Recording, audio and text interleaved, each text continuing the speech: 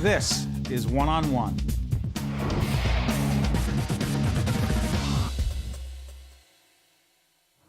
Ronald Chen is acting dean at Rutgers School of Law in Newark. Good to see you, Ron.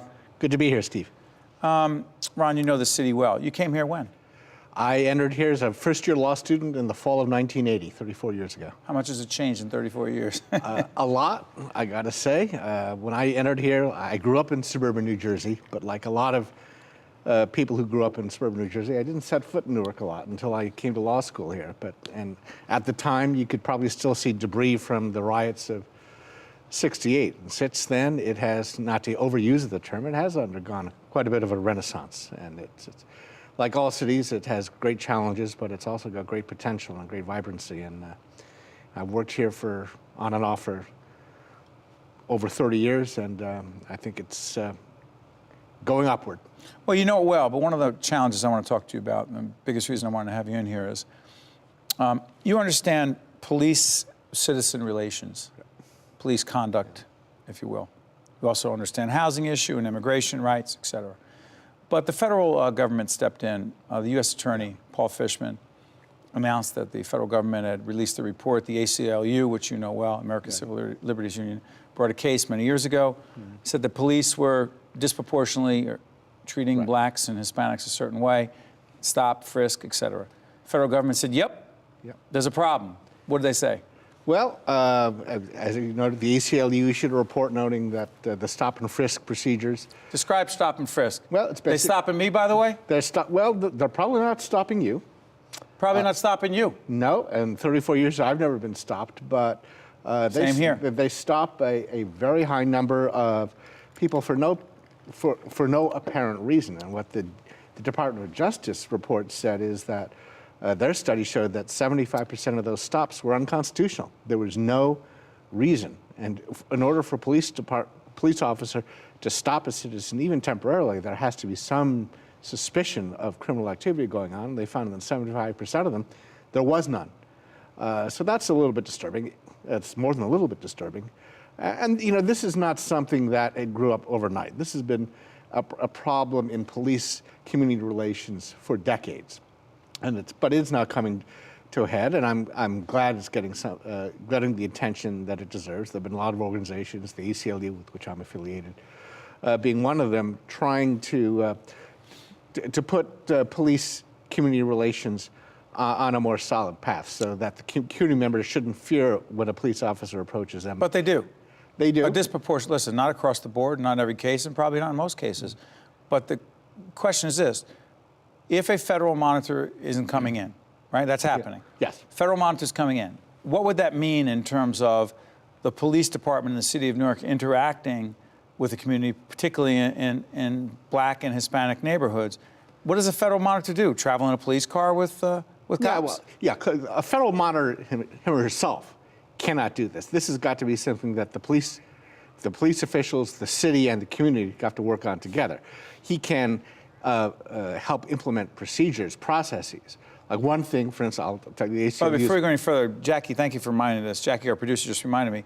One of the things that we're not making clear is that they're disproportionately stopping blacks and Latinos, and that if blacks make up what percentage of the population in Newark? A little over 50%. And the number of people who were stopped in Newark by percentage of blacks was in the mid-70s. So that doesn't add up. It was disproportionate to the population of the Plus, of the city. A significant number of cases were settled out of court, and the police department were settling these cases of blacks who were saying, other minorities were saying that they were physically manhandled, you know, by the cops. And the cops are like, listen, we're going to make a payment. And they found out that out-of-court settlements. No, am I mistaken there? Yeah, there are quite a few, and I think the big thing that can remedy this situation is transparency. Go ahead. Openness. What does the federal monitor help Well, one that? thing that I want to praise the Newark Police Department for doing is agreeing to make regular reports. Good. How many complaints?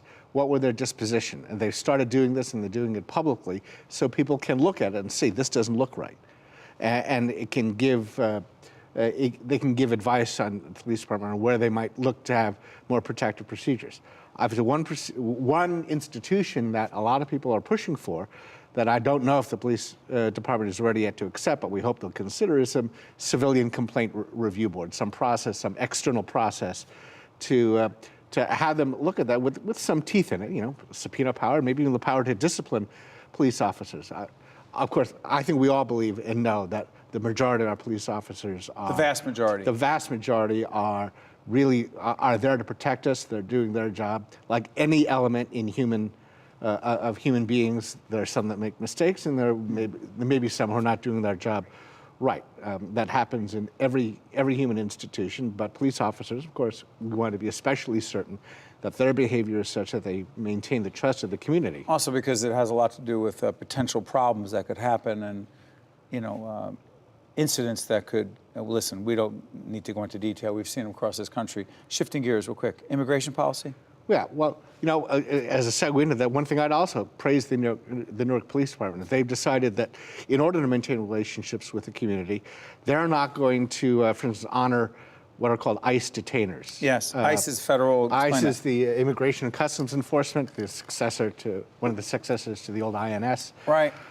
Immigration Naturalization Right. Service. Right. That often asks local police officers, hey, we want you to hold on to someone who may have been arrested for some reason, but then sometimes there's no reason to hold them anymore. They've made bail. There's no reason to arrest them because they're not guilty of a criminal offense. But ICE would sometimes say, hold them for another 48 hours while we determine whether we want to hold them. Newark has said, the police director issued a directive saying we're not going to do that anymore. And of course, the federal government cannot make local law enforcement do their bidding for them. It's unconstitutional. And I did that for a number of reasons, I believe. But one is that, again, the police department needs to have a relationship of trust with the local community, particularly the local immigrant community. And they can only do that because it's their job to provide for primary safety and on the street safety. And they can't do that if the community doesn't trust them and thinks that they are basically doing federal immigration law enforcement. So I think that's a very positive issue. Newark's population, for the first time in the 2010 census, has started to grow, which is a very good sign. Not a lot. It was declining for decade after decade. It's been declining for decades, and like a lot of urban areas, it was a source of great concern about urban decay. And a lot of that growth, both in New Jersey and in Newark, is due to the immigrant population. We have a very vibrant immigrant particularly population. Particularly in the Ironbound is the perfect example of where an immigrant community is taken over, and really, Newark, unlike some cities, has a real nightlife, a pulse to it at night. You can go into the Ironbound, absolutely, have dinner, got the arena, got the Performing Arts Cafes Center. Are great. Yeah. Actually, we have several guests in this series at Newark at the Crossroads that are talking about the Ironbound. Yeah. But Ron, listen, next time, I want to have you on our other sister series, Capital Report, to talk also about housing policy and affordable housing issues and put things in perspective for us. But Ron Chen is the acting dean of Rutgers School of Law in Newark, part of the academic community here, the higher ed community in the city of Newark. Ron, thank you, Ron, for joining us. My pleasure. Appreciate it. Stay right there. We are here in Newark at NJIT talking about Newark at a Crossroads. I'm Steve Adubato. Be right back right after this. Thanks, Ron. Sure.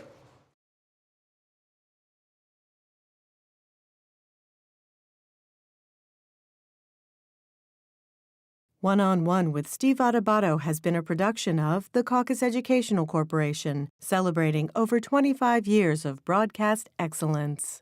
Funding for this special edition of One-on-One with Steve Adubato at NJIT has been provided by New Jersey Institute of Technology, Prudential Financial's Global Communications Department, Barnabas Health, TD Bank, Josh S. Weston, the Fidelco Group, and by PSE&G. Transportation provided by Airbrook Limousine, serving the metropolitan New York, New Jersey area.